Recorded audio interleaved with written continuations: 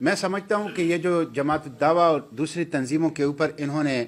فلاح انسانیت کے اوپر اس موقع کے اوپر پابندی لگائی،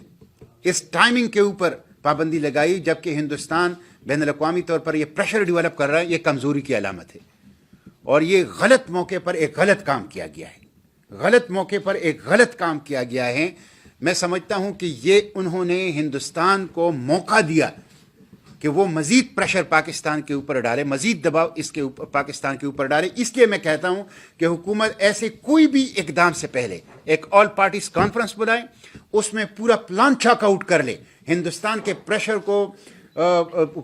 کاؤنٹر کرنے کے لیے، ہندوستان کے پروپیگنڈے کو کاؤنٹر کرنے کے لیے، اور بین الاقوامی طور پر کشمیریوں کا کیس پیش کرنے اور ہندوستان کی جو ریاستی دہشت گردی ہے اس کو بے نقاب کرنے کے لیے پارلیمانی وفود بنائیں، بجائے اس کے کہ وہ آئسولیشن میں پولیٹیکل پوائنٹ سکورنگ کے لیے اپنی بنیاد پر اس طرح کے اقدامات کریں۔ اس سے اس مسئلے کو نقصان پہنچے گا۔ دیکھیں، کلبھوشن کا جو کیس ہے، یہ گزشتہ حکومت نے بھی اور موجودہ حکومت نے بھی اس کو ڈیلے کیا اور اس کو خراب کر دیا۔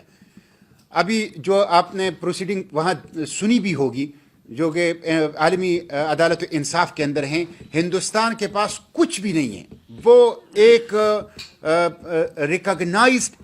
ٹیرورسٹ ہیں، راکا ایجنٹ ہیں، اور پاکستان کے اندر غیر قانونی طور پر دہشت گردانہ کارروائیوں کے لیے داخل ہوا ہے، اور یہ عالمی عدالت انصاف میں بھی ثابت ہوا۔ ابھی تک اگر کلبھوشن کو کہ کیس کو لاجیکل کنکلوژن تک نہیں پہنچایا گیا ہے تو یہ سابقہ اور موجودہ حکومتوں کی نااہلی ہے۔ میں آخری بات یہی کروں گا کہ کشمیر کے اندر جو جدوجہد ہے،